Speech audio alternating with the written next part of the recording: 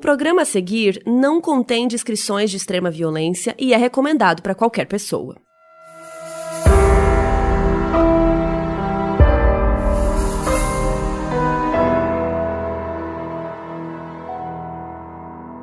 Oiê, aqui é a Mabê e esse é mais um Caso Bizarro. Pra quem não sabe, o Caso Bizarro é o meu programa solo, aqui dentro do Modus Operandi, então onde eu trago casos sobrenaturais ou mistérios, casos não resolvidos, casos bizarros de forma geral. A Carol e a Bel também têm os programas solos dela. A Carol já trouxe aqui, que é o FAQ, que é um programa que ela responde algumas perguntas que vocês têm sobre os episódios anteriores e tudo mais. E o programa da Bel, ele continua sendo um grande mistério, que é o Caso Bizarro 5, que eu vou trazer aqui pra vocês, tá? Eu já vi que vocês estão pedindo muito, mas assim, calma, se aquietem, que tá tudo bem, vai dar tudo certo e o programa da Bel vai chegar.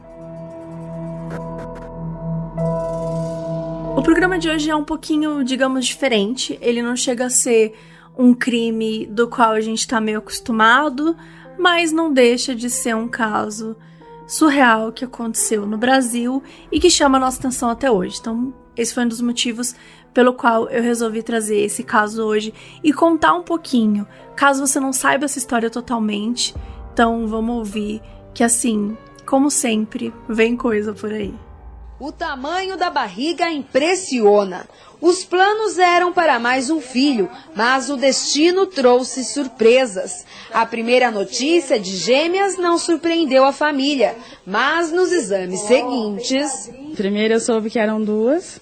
Em outubro eu descobri que eram 3, porque eu cresci muito depressa. Cresci mais ainda.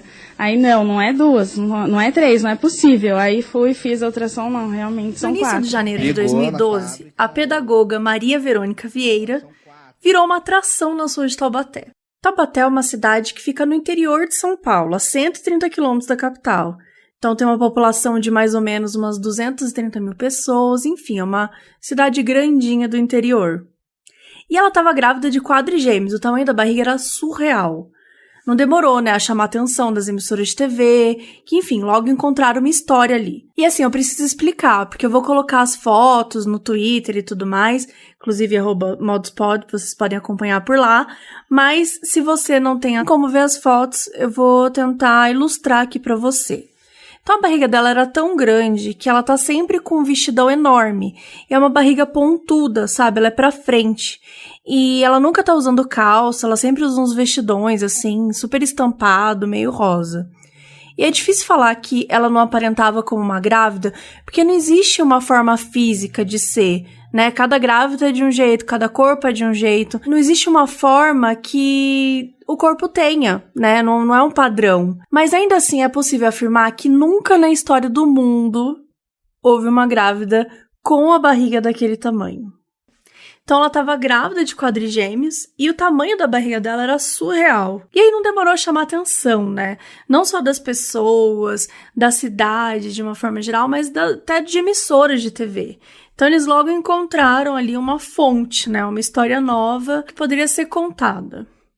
E aí na primeira de muitas entrevistas que ela deu, ela contou como que ela e o marido, Kleber, foram descobrindo aos poucos que na verdade eram 4 crianças. E ela até mostra na TV ultrassom. Então ela mostra o ultrassom com as carinhas assim das nenê e cada um tem um nomezinho, que eram os nomes das filhas dela. E aí, apesar da família feliz, durante a reportagem, eles falam que é o delicado, tudo mais, porque assim, se trata de uma gravidez de risco. E ele trabalha em uma fábrica, né, na Volkswagen, e ela tinha uma escolinha para crianças. E eles não tinham condições financeiras para sustentar as 4 crianças. O que é bem compreensível, né? O custo de sustentar uma criança já é muito alto. Então, imagina 4. E assim que a matéria foi pro ar, as pessoas ficaram obcecadas. E assim nasceu a história da grávida de Taubaté. A Maria Eduarda é lilás, Maria Clara é rosa clarinho, a Maria Fernanda é vermelho e a Maria Vitória é pink. Verônica também mostrou no computador o que seria o ultrassom das 4 crianças. E vários detalhes eram surpreendentes dessa história, né? O tamanho da barriga, claro, né? O fato de serem univitelinos, ou seja, os chamados gêmeos idênticos, né? Quando nasce com o mesmo gênero, com tipo sanguíneo e outras características iguais. E também era uma gravidez natural e não por inseminação. E uma gestação de quadrigêmeos de maneira natural só acontece com uma mulher em cada 600 mil. Então, assim, é uma coisa rara, né? E o marido tinha feito vasectomia, que é uma cirurgia que corta o canal, que leva os espermatozoides do testículo até as outras glândulas que produzem o esperma, ou seja, teoricamente, ele não poderia engravidar mais a sua mulher. No dia, né, o Kleber, que é o marido dela, o dia que ele ficou sabendo, ele contou que a primeira coisa que ele pensou foi ir até o hospital pedir um espermograma, né, que ele queria dar uma investigada, queria entender por que tinha acontecido aquilo com eles. Né, mas que ele repensou porque ele acreditava nela. E aí todos os canais começaram a assediar o casal, assim, querendo gravar entrevista, querendo saber um pouco mais sobre essa história. Todo mundo queria um pedacinho dessa história. Então, Globo, Record, SBT, enfim, todo mundo entrevistou. Todo mundo entrou na casa da mulher e do homem, todo mundo entrevistou a família, falou com os vizinhos, assim, tudo foi exaustivamente noticiado. Tem até um momento, assim, de uma das entrevistas, que o marido, ele tá sentado no chão parafusando um pedaço, né, um pedaço de madeira, assim, enfim, que viria a ser um berço das crianças. Então, assim, eu fico muito pensativa, porque claramente você não recebe uma equipe, né, na sua casa e começa a parafusar o berço, né? Você não espera alguém chegar na sua casa e começa a mexer no móvel. Então, assim, isso claramente veio da emissora. Isso, assim, é opinião 100% minha, tá? Minha fonte, eu mesma. Mas isso é muito coisa de emissora que pediu, a gente precisa mostrar um pouquinho vocês com a rotina, então aqui você finge que tá parafusando o berço. Porque assim, não tem ao menor sentido que esse cara tivesse sentado no chão do quarto durante uma reportagem parafusando o berço. Então, enfim, só eu decidindo mesmo o que tá acontecendo. Mas enfim, tudo era noticiado, tudo era um assuntinho. E se ela já era famosa, agora então ela tinha virado uma celebridade em Taubaté. Então assim, tinham vários trechos de reportagem que ela vai andando e as pessoas vão assim, um monte de gente, sabe? Vai indo atrás, assim, como se ela fosse uma Xuxa mesmo, sabe? Então as pessoas começam a reconhecer, fazer perguntas e ficavam super curiosos com o tamanho da barriga dela. E sempre tinha muita gente por perto. E ela até ganhou o apelido de super grávida, ou super mãe, tipo uma heroína. E assim, a cada dia que se passava, mais perto estava do grande dia, né? Que é a data que ela teria os filhos dela, que seria 20 de janeiro. Ou seja, né, em uma semana aproximadamente. E as emissoras começaram a acompanhá-la diariamente. Mostrava um monte de coisa, mostrava a escolinha, a rotina, o ultrassom, os quartos das crianças. E ela descia a escada, andava na rua mesmo, assim, não tinha tempo ruim pra super grávida. Mostraram até o reencontro com os pais, que o pai não falava com ela fazia uns anos, porque ele não gostava da relação dos dois. Isso porque a Verônica, ela tinha começado uma relação com o Kleber quando ela tinha 18 anos, e ele tinha 30, só que ele estava casado com outra mulher. Só que aí terminou, beleza, eles continuaram juntos, e mesmo quando eles se casaram, o pai dela nem foi no casamento. Então, assim que ela ficou grávida, isso acabou reaproximando a família.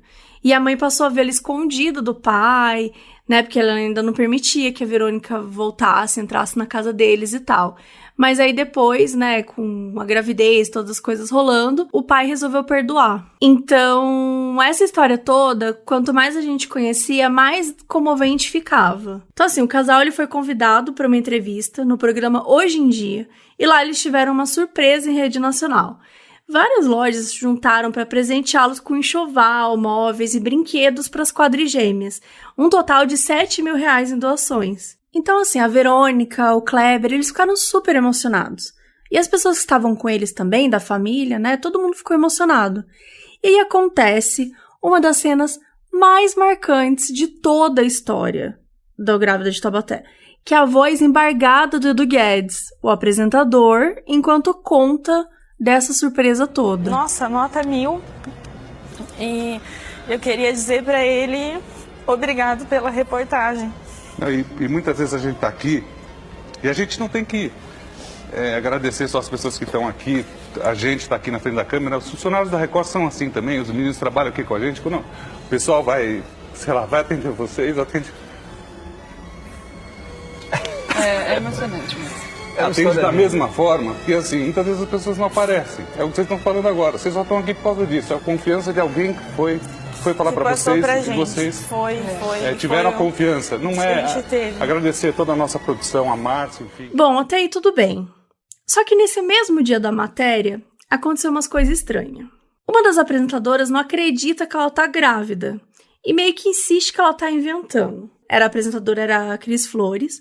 A gente vai levar a grávida lá no teu camarim e aí você vai dar uma investigada se ela tá grávida ou não. E aí isso aconteceu, a Maria Verônica foi pro camarim e tal, tava com o filho, com o marido, todo mundo lá dentro do camarim.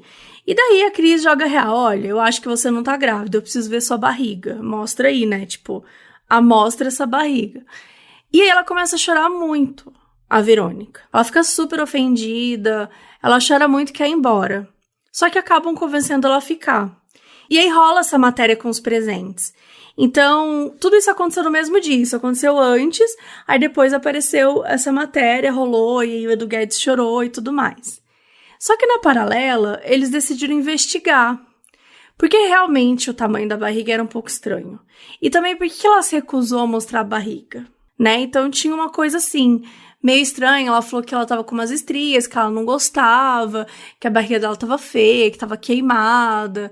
Ela meio que foi falando algumas coisas assim e falou, beleza, vamos dar uma investigada. E aí, nesse mesmo dia, quando eles voltaram para Taubaté, um repórter, né, foi até o médico dela e descobriu que o ultrassom que ela mostrou era uma farsa.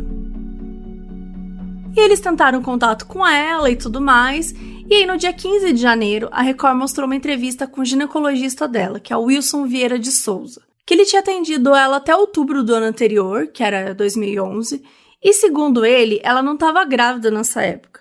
E como ela estava de 8 meses em janeiro, não tinha lógica isso. Gente, eles mostraram o exame de ultrassom transvaginal dela na TV, e eu não sei nem o que dizer sobre isso. Nesse ultrassom, que era de 30 de agosto de 2011, não constava gravidez. E aí, não contente, a equipe levou o transvaginal para outros 2 especialistas para que eles examinassem, e ambos chegaram à mesma conclusão, que ela não poderia estar grávida, ao menos não do período gestacional que ela afirmava estar.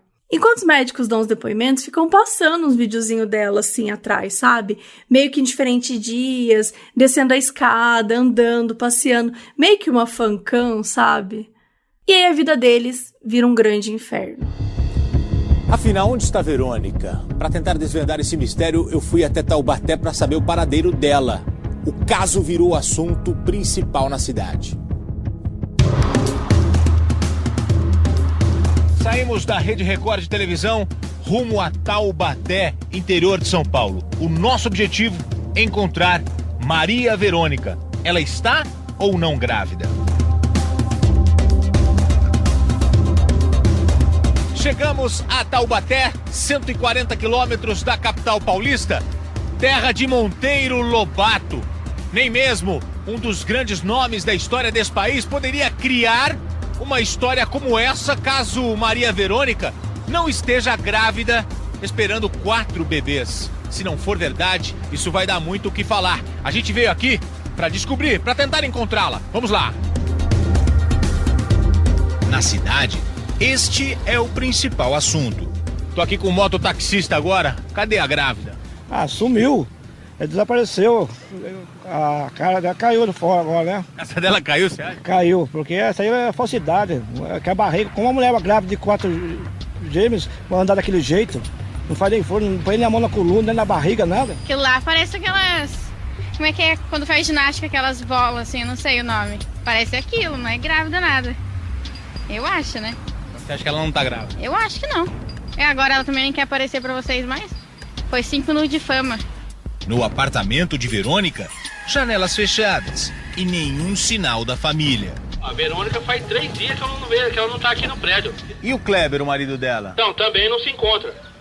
Ele trabalha em fábrica, né, cara? Trabalha em fábrica, né? É, ele trabalha em fábrica. Sua vizinha sumiu? Ela tá grávida ou não? Hã? Você trabalha aí? Mas você acha que ela tá grávida ou não? Não sabe? Bom, aqui é uma região bem tranquila. Aqui tem um playground aqui, uma pracinha, né? Tem uma mãe ali com a criança brincando, ó. E todo mundo fazendo a pergunta. Agora o pessoal já não quer mais saber se ela está grávida ou não. O pessoal quer saber onde está a Verônica e o marido Kleber. Se antes os jornalistas ficavam ali na frente do prédio dela, agora eles estavam tipo jovens acampados do show do Justin Bieber. Interfonando, indo atrás. A gente sabe como que é o assédio da mídia. Esse assédio é tão grande que no dia 17 de janeiro, o marido dela registra um boletim de ocorrência. E esse boletim ele é contra uma emissora de TV por perturbação de sossego, citando que a mulher está grávida. E a partir daí, rola, né, da repercussão toda que está acontecendo, a polícia pede um exame para saber se ela está grávida ou não. Isso porque, se for comprovado que é mentira, poderia responder por falsidade ideológica, né? Porque você mentiu num documento policial. Olha a merda. Daí, beleza. A polícia começa a investigar, todo mundo começa a dar seus palpites, os podres começam a aparecer, boato, tem de tudo nessas horas, né? A gente sabe como é que funciona. E começam os rumores também de que o casal tinha mostrado ultrassom de outra grávida. E aí, durante a noite, ela passou mal e se recusou a ser examinada por um médico. E ela acabou confessando a mentira e deixou o marido dela em choque. Só que até então ela não apareceu na imprensa, né? Isso tudo estava acontecendo paralelamente. A reportagem ficou meio que seguindo, indo em vários lugares, e descobre que na escola dela tem um policial lá com uma intimação, e daí o advogado dela aparece e diz que vai falar com a polícia, mas que está esperando uma liberação médica. Só que nada dela aparecer. E daí eles vão atrás da escolinha dela, da casa do pai dela, da casa dela, ninguém encontra a Verônica. E eles passam assim, dias nessa história. Dias. E daí a Record consegue imagens exclusivas das câmeras do prédio que a Verônica mora, revelando que 3 meses atrás ela estava bem diferente fisicamente, né? 3 meses atrás dessa história. Então, em novembro de 2011, a câmera mostra uma Maria Verônica meio magra, meio sem barriga. E nessa época, ela estaria com 6 meses. Então, assim, era impossível que a barriga dela tivesse crescido tão rápido em 3 meses e que ela, com aquela barriga, né, que praticamente nenhuma, ela poderia estar grávida de quadrigêmeos e com 6 meses. Daí isso passa no jornal e finalmente é revelada a farsa da grávida de Taubaté. E até esse momento, nada dela. Assim, sumidaça. E a imprensa lá, a imprensa correndo, fazendo reportagem aqui, reportagem ali, pergunta pro vizinho, pergunta pra não sei quem. A imprensa lá, só tentando caçar assunto, tentando preencher esse vazio existencial que ficou no coração do brasileiro nesse meio tempo. E aí só no dia 27 de janeiro que ela finalmente apareceu. Não pra imprensa, e sim pra depor. O depoimento durou 1 hora, mais ou menos, e várias coisas foram ditas depois pelo advogado dela numa coletiva de imprensa. Então ele falou que a invenção teria, né, ocorrido por conta de problemas psicológicos, que o sonho dela era ter uma filha, que o marido dela não sabia da farsa. Isso é uma coisa que chocou muito, assim, a galera na época, porque como que o seu marido não sabe que você tá grávida, né? Só que ela afirmava que ela evitava o contato físico com ele. E aí também contou que ela usava uma barriga de silicone com enchimento. E aí também falou que as doações feitas pela Record iam ser retiradas naquele sábado na casa da família. E as doações que foram feitas por familiares, amigos, né, no chá de bebê, seriam doadas a uma entidade. E aí, né, ela apareceu depois, mas ela não apareceu para a imprensa.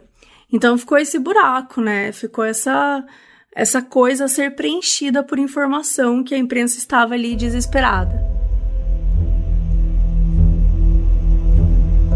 E ela mudou de hábitos, mudou de visual, mudou de emprego, mudou de casa, passou por acompanhamento psiquiátrico por meses e aos poucos ela foi tentando retomar a vida normal. E ao mesmo tempo, o termo, né, grávida de Taubaté virou um meme, que mesmo hoje, 8 anos depois, ainda é muito lembrado. Inclusive quando, né, algo na internet rola e tal, quando é uma mentira, as pessoas costumam apelidar que aquilo lá é de Taubaté. E até tem um dos maiores podcasts, que é o Filhos da Grávida de Taubaté, que é com a Maíra Medeiros e o Diva Depressão. Quer dizer, um meme que acabou virando o nome de um podcast. Isso é muito insano. Inclusive, tem um episódio meio da Carol lá participando e também tem um recadinho direto da Maíra Medeiros pra vocês. Oi, Mabê, oi, Bel, oi, Carol, aqui é a Maíra Medeiros e eu, junto com os meninos do Diva Depressão, o Edu e o Fih, nós temos um podcast que se chama Filhos da Grávida de Taubaté. E como este foi um episódio que vocês falaram da querida grávida de Taubaté, eu vou explicar pra vocês como é que a gente chegou nesse nome, né, pro nosso podcast. A gente tinha um nome inicial e a gente foi cadastrar um e-mail, a gente descobriu que já existia um podcast que não estava operando no momento, que tinha esse mesmo nome que a gente queria. E daí a gente estava tudo pronto para gravar, não tinha muito o que fazer, a gente precisava colocar tudo aquilo que estava na nossa cabeça ali na hora, nesse podcast, e precisava de um nome. E daí a gente começou a pensar nas coisas, e começamos a fazer um brainstorming. E daí a gente pensou em falar alguma coisa do tipo Filhos da Verônica, né? Porque, enfim, o nome dela é Verônica. E daí a gente falou assim, puxa, mas será que não vai ficar muito, tipo, um milkshake chamado Wanda? A gente entrou um pouco nessa pira. E daí eu falei, cara, vamos tentar pensar num nome mais, tipo, genérico, porque também ninguém sabe que a Verônica é a grávida de Taubaté. E aí, juntos, a gente chegou a este lindo nome, que é Filhos da Grávida de Taubaté. Inclusive, vocês já foram. Vocês todas não. Falta a Dona Bel, né, mana? Vocês já foram lá no podcast. Foi super divertido. Estão convidadíssimas pra voltar. E desta vez, a gente pode tentar fazer uma coisa com os meninos, né? A gente já faz um negócio, o quê? Uma grande festa podcastal, né? Que, gente, vai ser uma aglomeração não física. Olha só que loucura. Uma aglomeração em podcast. Eu super topo, gente. Vamos nessa. E eu espero que vocês tenham gostado, né, da justificativa do nosso nome, porque é o que realmente aconteceu, não tem como a gente dar outra justificativa, então se você gostou, fico muito feliz, e se não gostou, poxa, crush, pode chamar a gente de qualquer outra coisa, então, tudo pão. E um beijo pra todo mundo, pra todo mundo que tá ouvindo, pra vocês e tal. E espero vocês lá no nosso podcast, viu? Tanto vocês daí do Modus, quanto quem tá ouvindo também pode ir pra lá ouvir nós pra dar umas risadas também. Vocês já falaram várias vezes que vocês gostam de ouvir o Filhos da Grávidas junto com o Modus, porque o Modus, ele baixa aquela vibe negativa, um conteúdo que é pesado, que é difícil de digerir, e aí você dá umas risadas. Então, assim, é uma boa pedida, tá? Ouvirem eles. E sim, a gente quer voltar também, Maíra. Fica aí essa grande indireta. Sei que você convidou, mas fica também essa grande indireta pra vocês, que sim, a gente quer voltar, e dessa vez com a Bel, tá? Com tudo que a gente tem de direito. Então, voltando aqui, em 2014, ela se livrou do processo na justiça por estelionato. Então, fizeram um acordo e aí saíram sem punição. Assim, é até meio estranho falar que saiu sem punição, porque a proporção que a história toda tomou com certeza trouxe danos irreversíveis para a vida dela. Em 2019, saiu uma matéria falando que a Record teria oferecido R$100 mil para Maria Verônica ser uma das integrantes da Fazenda, mas ela recusou o pedido. E vira e mexe vai alguém em Taubaté procurar para fazer uma matéria, onde anda a grávida de Taubaté, o que sabemos da grávida de Taubaté, mas ela nunca mais falou com a imprensa. Errado não tá. Bom, eu preciso confessar que eu amo essa história. A história, tá? Eu não amo a repercussão da mídia, deixando bem claro. É muito difícil saber o que aconteceu de verdade, o que levou ela a dizer isso. Mas eu não posso negar que essa história, ela é muito perfeita. Pra mim, ela representa o que há de melhor e pior na mídia. Por um lado, você tem uma mídia que se preocupa, que arrecada doações, que informa, que explora uma história para chamar atenção. Por outro lado, você tem uma mídia obcecada, que fica plantada na casa dela, que mostra os exames publicamente, que sai catando gente na rua para perguntar a opinião, que consegue em poucas semanas elevar uma pessoa, né, dar um significado para a vida dela, para a história, até a hora da desconfiança. E aí, a partir daí, movido pelo ódio, começa a cavar fundo, né, cavucar até o fundo da alma, só para poder destroçá-la. A mídia pode ser muito cruel. A gente fala muito sobre isso o tempo todo. Tem até uma série da Netflix que chama Condenados pela Mídia, que traz ótimos exemplos sobre isso. E a gente até tem um episódio aqui no podcast que a gente comenta um desses episódios do Condenados pela Mídia, onde tem uma grande repercussão e como que a mídia, qual foi o papel dela dentro desse caso. Claro, mentir não é legal. Ninguém tá aqui dizendo que o que ela fez foi correto. Ela estava errada? Sim, ela estava errada. Ela precisa ser punida? Provavelmente. Não cabe a mim, não cabe a você, cabe à justiça. E a justiça absolveu. porque seguiu o acordo, né? Eles fizeram um acordo lá e os dois seguiram, não tiveram mais nenhum problema com a polícia durante 2 anos, eles não usufruíram de nenhum benefício, né? Eles devolveram. Então, eles fizeram aquilo que eles tinham acordado com a justiça. Essa história também mostra o perigo, né? Como que a gente lida hoje com informações tão efêmeras, né? A internet é efêmera. A gente está se alimentando de diversas notícias o tempo todo e às vezes a gente não consegue investigá-las a fundo. Às vezes a gente fica sabendo só de uma coisa aqui e ali e não consegue ter a noção daquele caso. É uma história que, nesse caso, não tá prejudicando muitas pessoas, né? Óbvio que teve o problema de comprarem e de fazerem a doação e tudo mais, mas não foi um caso que prejudicou muita gente. Mas poderia ter prejudicado, poderia ter sido um outro caso, né? Acho que é importante olhar também para o nosso comportamento diante das informações, diante das notícias. A gente tem que tomar cuidado com as informações que a gente espalha. A gente tem que tomar cuidado com as informações que a gente acredita sem nenhum tipo de validação, sem nenhum tipo de aprofundamento, né? As notícias estão aí, a rodo. Eles querem ganhar a nossa atenção, eles querem chamar a nossa atenção. Então, por isso que a gente tem que estar sempre com um pé atrás, esperar um pouquinho, entender um pouco mais, né? Se a investigação tivesse sido feita antes de fazer todas essas reportagens com ela, isso nunca teria acontecido. Então, esse caso ilustra muito bem como que a mídia atua diante dessas situações e o quanto, muitas vezes, pode ser extremamente prejudicial. Apesar dessa história ter, né, o seu lado engraçado, a gente sabe, a gente dá uma risada, sim, porque, enfim, enganou o Brasil todo, a gente precisa lembrar que o assunto é importante. Segundo uma matéria de 2003 da Folha, um filho pode custar até 2 milhões de reais aos pais. É claro que esse cálculo se refere à classe alta da população, né? Ou seja, que tem maiores condições financeiras até para dedicar um valor para a criança. Só que a gente sabe que boa parte da população nunca vai chegar nem perto desse número na vida inteira. Segundo o IBGE, em 2018, 56,9% das famílias chefiadas por mulheres com filhos vivem abaixo da linha da pobreza. Para as negras, a proporção ainda sobe para 64,4%. E com a pandemia, tudo isso fica ainda muito pior.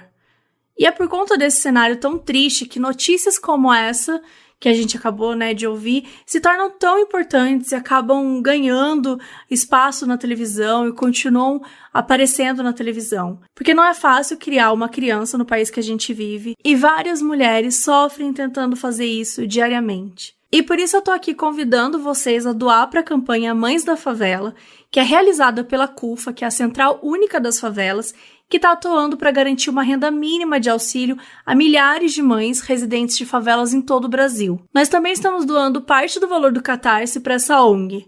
Para quem não sabe, a gente criou, né, o Catarse, que é uma plataforma para financiar o podcast e permitir que a gente continue produzindo conteúdos com uma maior qualidade possível. E ele funciona tipo uma assinatura, ou seja, você decide quando você quer financiar mensalmente, né, o nosso projeto, sendo o valor mínimo de R$5. E aí todo mês a gente retira o valor de lá e dedica parte dele para uma ONG que trabalha com grupos vulneráveis. O link para ajudar a CUFA está na descrição do episódio e também nas nossas redes sociais, @modspod. Espero que vocês tenham gostado do episódio de hoje, é um pouco diferente do que a gente costuma trazer, mas ele não deixa de ser um caso bizarro, ele não deixa de ser um crime, né, que aconteceu e que a gente consegue tirar muitas lições sobre essa história. Antes de eu me despedir, eu vou ler um caso bizarro que vocês mandaram aqui. Pra quem não sabe, eu coloquei lá no Twitter, @modspod, pedido pra vocês mandarem os casos bizarros que aconteceram com vocês, e a partir de agora a gente vai ler aqui no programa. Então toda vez que tiver o episódio do caso bizarro, eu vou ler no final alguma história que vocês enviaram. E essa história é da Pietra. O caso que eu tenho pra contar aconteceu na casa antiga dos meus pais com a minha irmã mais velha. Quando ela tinha por volta de 12 anos, se apaixonou por um menino, mas ele tinha seus 18 anos, e óbvio que não queria nada com ela. Esse garoto era muito fã do Guns N' Roses, e minha irmã também. Info importante pra história. Beleza, Pietra, vamos ver se realmente é importante pra história. Esse menino tinha saído um dia com os amigos e acabaram sofrendo um acidente de carro e ele faleceu. Na ida do enterro dele, todos os amigos formaram uma fila de carros e tocaram a música favorita dele do Guns, que era Yesterday. Tempo vai, tempo vem, a minha irmã, no auge da pré-adolescência, Também não superou a paixão e chorava muito. Quando ela ainda estava em luto, várias coisas estranhas começaram a acontecer na casa onde ela morava. Tipo, do nada, no meio de madrugada, enquanto todo mundo dormia, o rádio ligava, aumentava o volume e o CD ia até a música Yesterday, lembrando que naquela época era CD e tinha que mudar de música, clicando nos botões de rádio e tal. Outras coisas como o telefone tocava, minha irmã atendia e ninguém falava nada. Não tinha número na Bina. Meus pais e minhas irmãs ouviam passos na casa durante a noite, mas nunca tinha ninguém. Enfim, essas coisas estavam acontecendo com tanta frequência e era tão bizarro que eles venderam a casa e se mudaram. E esse garoto era filho da minha Dinda. Ele era um primo de distante, de vários graus e tal. Minha irmã acabou recebendo de presente o terço dele, que ela guarda até hoje, mas me dá medo só de pensar. Ok, no fim acho que realmente a info do Guns N' Roses fazia sentido. E eu fiquei feliz que a sua família saiu da casa, porque só de ler isso eu fiquei um pouco nervosa. É de madrugada e talvez eu não devesse ter lido essa história, mas agora vocês vão poder aproveitá-la comigo. E é isso, obrigada para vocês que ficaram até aqui ouvindo e até o próximo episódio.